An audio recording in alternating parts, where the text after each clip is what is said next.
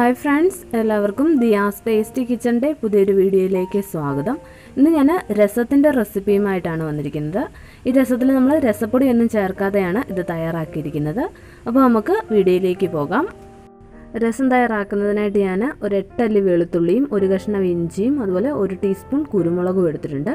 അപ്പോൾ ആദ്യം നമുക്ക് ഇതെല്ലാം കൂടി ഒന്ന് ചതച്ചെടുക്കണം.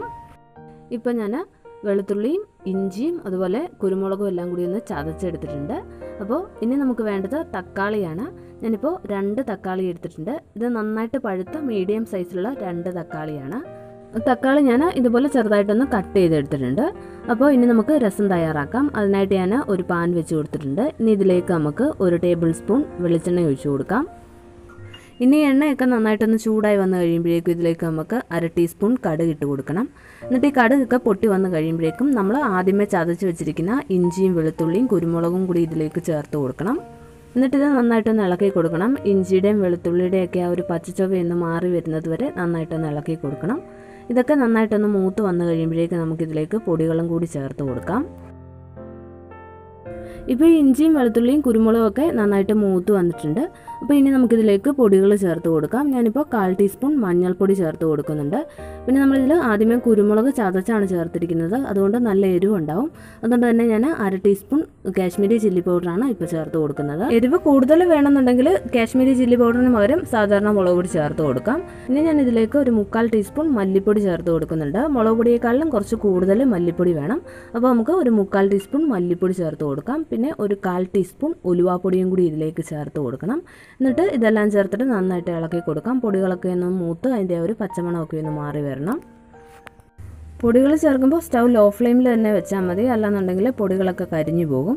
അപ്പോൾ പൊടികളൊക്കെ നന്നായിട്ടൊന്ന് മൂത്ത് വന്നു കഴിയുമ്പോഴേക്ക് നമുക്കിതിലേക്ക് നമ്മൾ അരിഞ്ഞു വെച്ചിരിക്കുന്ന തക്കാളിയും കൂടി ചേർത്ത് കൊടുക്കാം.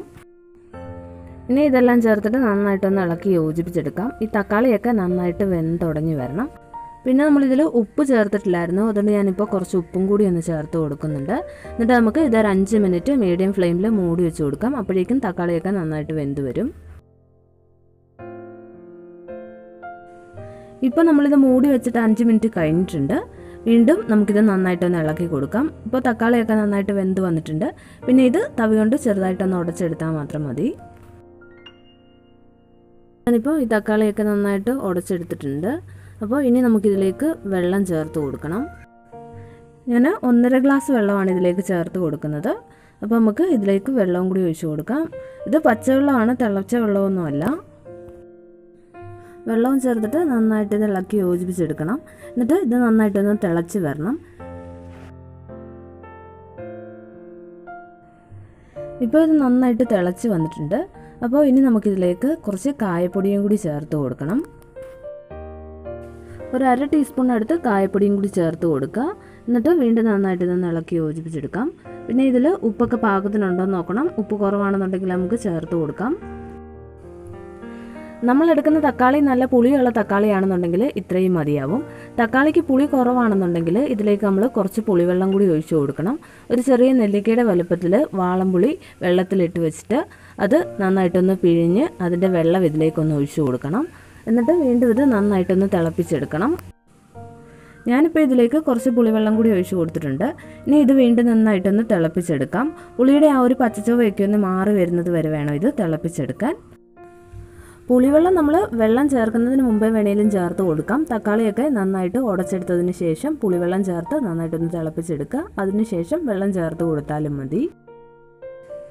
ഇത് നന്നായിട്ട് തിളച്ച് ആ പുളിവെള്ളത്തിൻ്റെ ആ ഒരു പച്ചച്ചുവയൊക്കെ ഒന്ന് മാറി വന്നു കഴിയുമ്പോഴേക്കും നമുക്ക് ഇതിൻ്റെ ഫ്ലെയിം ഓഫ് ചെയ്ത് കൊടുക്കാം. പിന്നെ മല്ലിയില ഇഷ്ടമാണെന്നുണ്ടെങ്കിൽ നമുക്ക് ഈ സമയത്ത് ചേർത്ത് കൊടുക്കാം. ഞാനിപ്പോൾ മല്ലിയിലയൊന്നും ചേർക്കുന്നില്ല. നമ്മുടെ രസം റെഡി ആയിട്ടുണ്ട്. അപ്പോൾ രസപ്പൊടി ഒന്നും ചേർക്കാതെ തന്നെ നല്ല ടേസ്റ്റി ആയിട്ടുള്ള നമ്മുടെ രസം റെഡി ആയിട്ടുണ്ട്. എല്ലാവരും ഇതുപോലെ ഒന്ന് ട്രൈ ചെയ്ത് നോക്കുക. റെസിപ്പി ഇഷ്ടമായെങ്കിൽ ചാനൽ സബ്സ്ക്രൈബ് ചെയ്യാനും വീഡിയോ ഷെയർ ചെയ്യാനും മറക്കരുത്. താങ്ക്